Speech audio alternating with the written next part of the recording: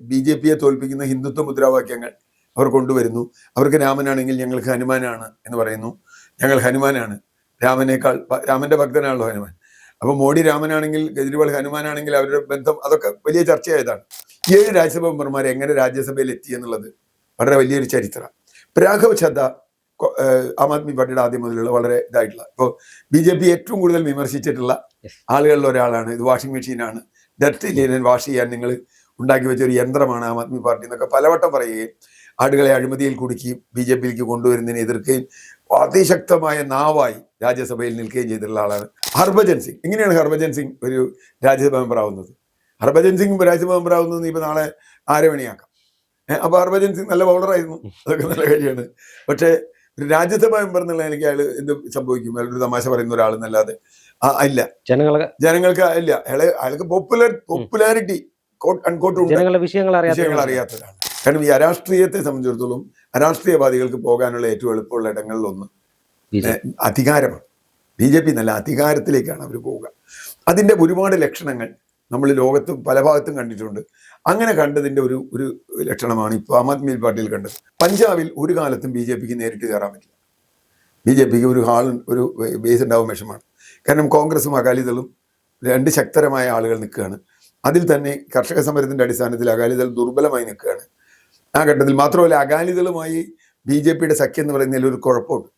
കാരണം ഈ അകാലിദളിനെ വലിയ തോതിൽ ഭീകരവാദികൾ എന്നൊക്കെ വിളിച്ചിട്ടുള്ള ആളുകളാണ് BJP.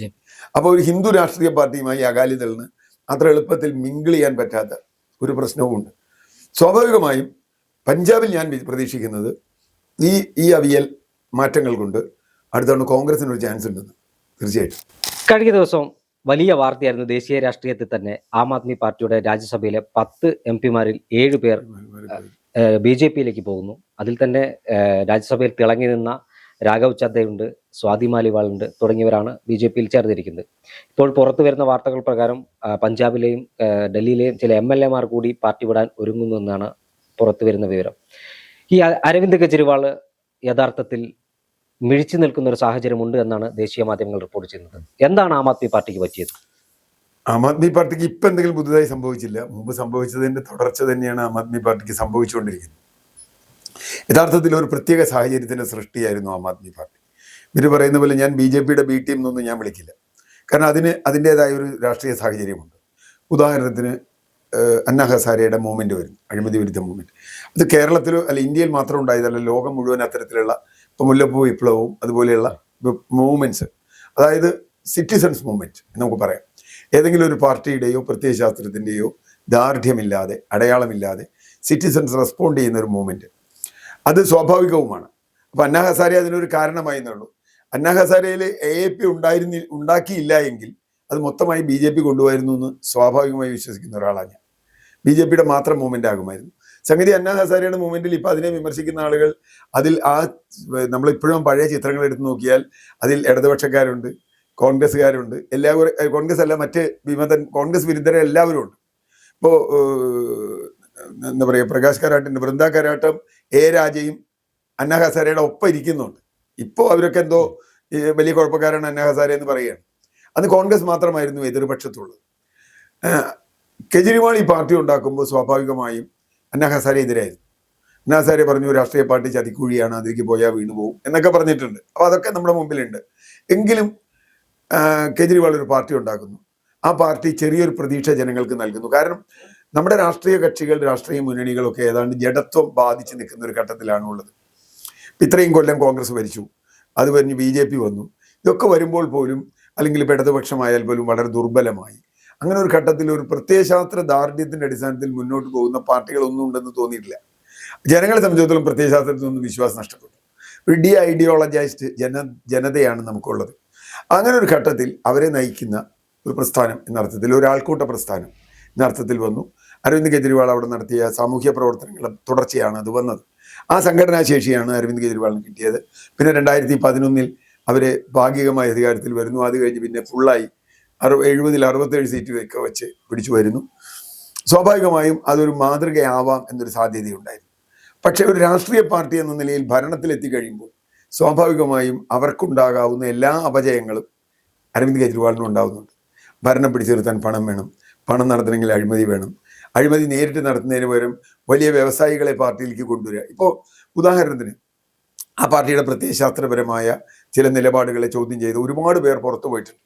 ഇപ്പോൾ പ്രശാന്ത് ഭൂഷൺ ആയാലും യോഗേന്ദ്ര യാദവ് ആയാലും മേധാ പട്കർ ആയാലും ഇപ്പോൾ കേരളത്തിൽ സാറാ ജോസഫ്, ഇപ്പോൾ കാരശ്ശേരി മാഷ്, ഇപ്പോൾ ഞാൻ എന്നെ പോലുള്ള ആളുകളൊക്കെ തന്നെ ഓരോ ഘട്ടത്തിൽ അവരുടെ പ്രത്യയശാസ്ത്ര പ്രശ്നങ്ങൾ വെച്ച് വിട്ടുപോയവരാണ്. ഒന്നാമത് അവർക്ക് അവർ ഡൽഹിക്ക് പുറത്ത് അല്ലെങ്കിൽ പഞ്ചാബിന് പുറത്ത് ലോകമുണ്ടെന്ന് അവർക്ക് അറിയില്ല. ഒന്ന് അതിൽ വെച്ചിട്ടാണ് ബാക്കിയൊക്കെ അവർ കാൽക്കുലേറ്റ് ചെയ്തത്. ഇപ്പൊ കേരളത്തിൽ തന്നെ ഇടതുപക്ഷത്തെ 2019 ഇടതുപക്ഷത്തെ പിന്താങ്ങാൻ പെട്ടെന്ന് തീരുമാനിക്കുകയാണ്. ഒരു ബന്ധമില്ലാതെ പെട്ടെന്ന് ഇതിനെ ഇടതുപക്ഷത്തെ പിന്താങ്ങണമെന്ന് ചോദിച്ചാൽ ആർക്കും അറിയില്ല. അങ്ങനെയാണ് ഇവിടെ കേരളത്തിൽ പാർട്ടി ഇല്ലാതാവുന്നത്. ഒരർത്ഥത്തിൽ നമുക്കൊക്കെ വിട്ടുപോകേണ്ടി വന്നത് അതുകൊണ്ട് ഞാൻ പറഞ്ഞത് അങ്ങനെ ഒരു നിലപാടില്ല അവർക്ക്. അപ്പൊ ആരെ വേണമെങ്കിൽ പിന്താങ്ങാം, എങ്ങനെ വേണമെങ്കിൽ വരാം. പിന്നെ മാത്രമല്ല, ഈ പറഞ്ഞതുപോലെ ഒരു പരിധി വരെ BJP തോൽപ്പിക്കുന്ന ഹിന്ദുത്വ മുദ്രാവാക്യങ്ങൾ അവർ കൊണ്ടുവരുന്നു. അവർക്ക് രാമനാണെങ്കിൽ ഞങ്ങൾക്ക് ഹനുമാനാണ് എന്ന് പറയുന്നു. ഞങ്ങൾ ഹനുമാനാണ്, രാമന്റെ ഭക്തനാണല്ലോ ഹനുമാൻ. അപ്പൊ മോഡി രാമനാണെങ്കിൽ കെജ്രിവാൾ ഹനുമാനാണെങ്കിൽ അവരുടെ ബന്ധം അതൊക്കെ വലിയ ചർച്ചയായതാണ്. അപ്പൊ അത്തരത്തിലുള്ള പ്രശ്നങ്ങൾ ഉണ്ടാകുന്നു. പക്ഷെ ഇതൊക്കെ പറയുമ്പോഴും പഞ്ചാബിൽ അവർക്ക് വലിയ തോതിലുള്ള മുന്നേറ്റം ഉണ്ടാക്കാൻ കഴിയുന്നു. ഹരിയാനയിൽ കിട്ടിയില്ല, പക്ഷേ പഞ്ചാബിൽ വലിയ തോതിലുള്ള മുന്നേറ്റം ഉണ്ടാക്കാൻ കഴിയുന്നു. പഞ്ചാബിൽ അവിടെ പ്രധാനമായും കോൺഗ്രസും അകാലിദളും ആയിരുന്നു രണ്ട് മുന്നണികളുണ്ടായിരുന്നു. അതിൽ അകാലിദൾ ഏതാണ്ട് നാമാവശേഷമായി.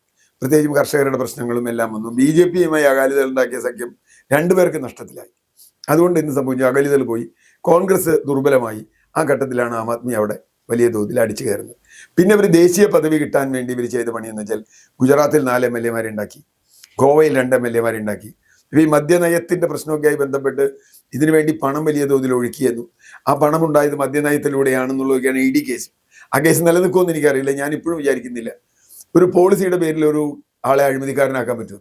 കാരണം പോളിസി എടുക്കാനാണ് ഗവൺമെന്റ് നിങ്ങളെ തെരഞ്ഞെടുക്കുന്നത്, അല്ലെ? അപ്പൊ അതൊരു വശം. പക്ഷേ ഇവർക്ക് സംഭവിച്ചത് ഈ പറഞ്ഞതുപോലെ ഒട്ടും രാഷ്ട്രീയമില്ലാതെ, പ്രത്യയശാസ്ത്രം വേണമെന്നില്ല, രാഷ്ട്രീയം വേണം. അരവിന്ദ് കെജ്രിവാൾ ഒരു കാലത്ത് പറഞ്ഞു, എൻ്റെ ഭരണഘടനയാണ് എൻ്റെ പ്രത്യയശാസ്ത്രം. ഞാനത് അംഗീകരിച്ച ആളാണ്. ഭരണഘടന പ്രത്യയശാസ്ത്രം മതി, ഇന്ത്യയിലെ ഭരണഘടന അനുസരിച്ച് നിങ്ങൾ പോയാൽ മതി, അത് മാത്രം മതി, വേറെ ഒരു കാര്യവും നിങ്ങൾക്ക് വേണ്ട. മാർക്സിസ്റ്റോ ആവണ്ട, ഗാന്ധിയനോ ആവണ്ട, കോൺഗ്രസോ ആവണ്ട, ഒന്നും ആവണ്ട. പക്ഷെ അതൊക്കെ വിട്ടു അദ്ദേഹം വിട്ടു എന്ന് മാത്രമല്ല, ഇപ്പൊ ഈ രാജ്യസഭാ മെമ്പർമാർ പോയതിനാണ് നമ്മൾ തുടങ്ങിയത്. 7 രാജ്യസഭാ മെമ്പർമാർ എങ്ങനെ രാജ്യസഭയിൽ എത്തി എന്നുള്ളത് വളരെ വലിയൊരു ചരിത്രമാണ്. രാഘവ് ചദ്ദ ആം ആദ്മി പാർട്ടിയുടെ ആദ്യം മുതലുള്ള വളരെ ഇതായിട്ടുള്ള, ഇപ്പോൾ BJP ഏറ്റവും കൂടുതൽ വിമർശിച്ചിട്ടുള്ള ആളുകളിൽ ഒരാളാണ്. ഇത് വാഷിംഗ് മെഷീനാണ്, ഡർട്ടി ലിനൻ വാഷ് ചെയ്യാൻ നിങ്ങൾ ഉണ്ടാക്കി വെച്ച ഒരു യന്ത്രമാണ് ആം ആദ്മി പാർട്ടി എന്നൊക്കെ പലവട്ടം പറയുകയും ആളുകളെ അഴിമതിയിൽ കുടുക്കിയും BJP-യിലേക്ക് കൊണ്ടുവരുന്നതിനെ എതിർക്കുകയും അതിശക്തമായ നാവായി രാജ്യസഭയിൽ നിൽക്കുകയും ചെയ്തിട്ടുള്ള ആളാണ് സഞ്ജയ് സിംഗും. സഞ്ജയ് സിംഗ് ഇപ്പോഴും ഉണ്ട്.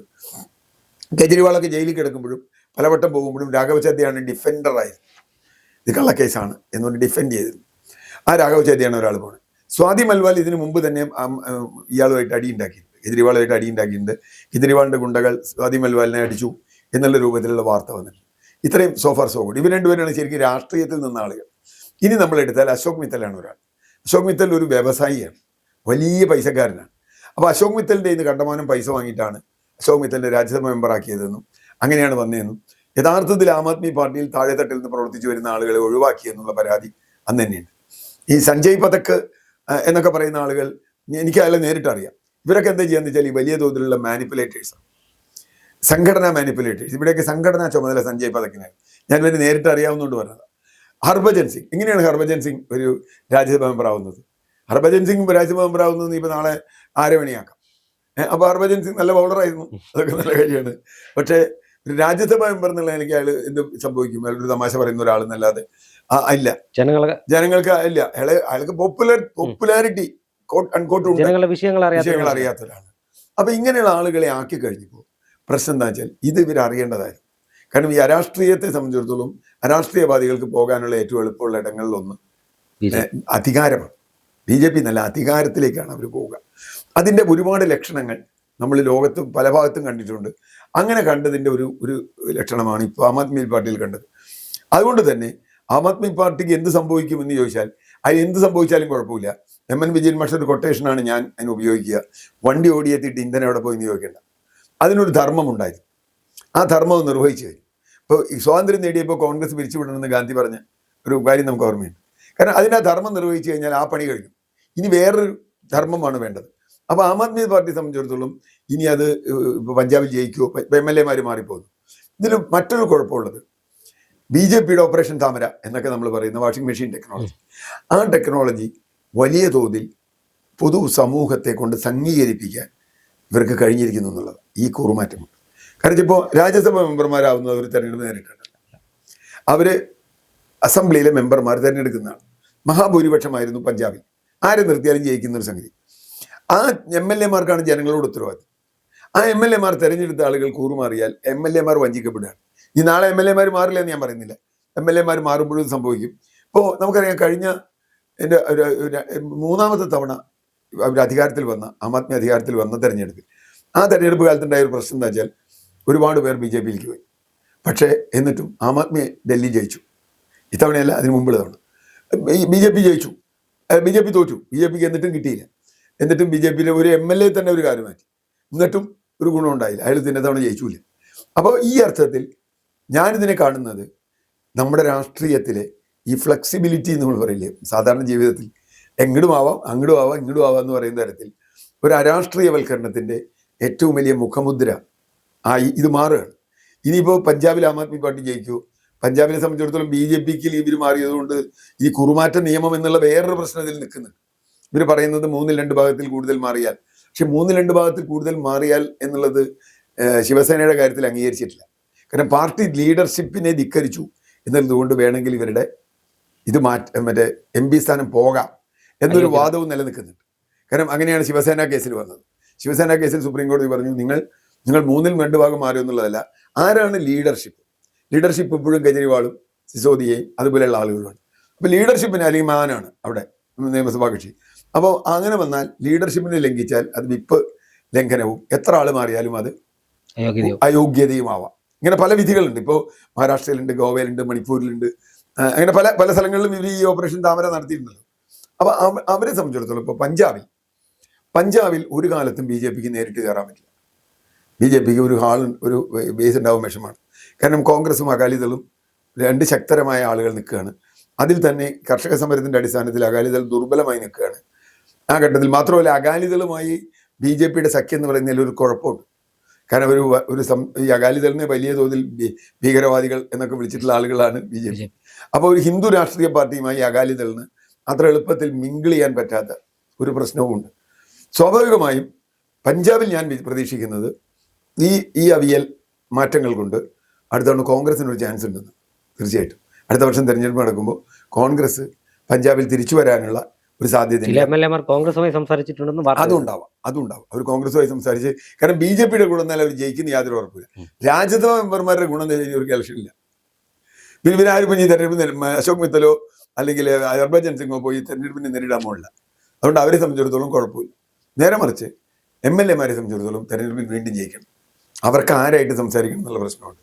അവർ നേരിട്ട് പോയി BJP ആയിട്ട് സംസാരിക്കാൻ സാധ്യത കുറവാണെന്നാണ് ഞാൻ കാണുന്നത്. പിന്നെ വീണ്ടും ഇലക്ഷൻ ജയിക്കണമെങ്കിൽ. പണ്ട് കർണാടകയിൽ അങ്ങനെ ചെയ്തല്ലോ, രാജിവെപ്പിച്ച് വീണ്ടും ജയിക്കാൻ. ഇനിയിപ്പോൾ അതിനുള്ള സമയമില്ല. അപ്പോൾ എന്ത് സംഭവിക്കും? MLA മാർ വലിയ തോതിൽ കോൺഗ്രസിലേക്ക് പോകാനുള്ള ഒരു സാധ്യതയുണ്ടെന്നാണ് ഞാൻ കാണുന്നത്. ഒരുപക്ഷെ നേരിട്ട് കോൺഗ്രസ് ആയില്ലെങ്കിലും അവരടുത്തവണ കോൺഗ്രസ് ടിക്കറ്റ് മത്സരിക്കാൻ സാധ്യതയുണ്ട് തെരഞ്ഞെടുപ്പ് കാലത്ത്. അങ്ങനെയാണെങ്കിൽ കോൺഗ്രസിന് ഒരു സ്റ്റേറ്റ് കൂടി ഇന്ത്യയിൽ കിട്ടാൻ സാധ്യതയുണ്ടെന്നാണ് ഞാൻ ഇപ്പോഴത്തെ മാറ്റങ്ങളിൽ നിന്ന് കാണുന്നത്.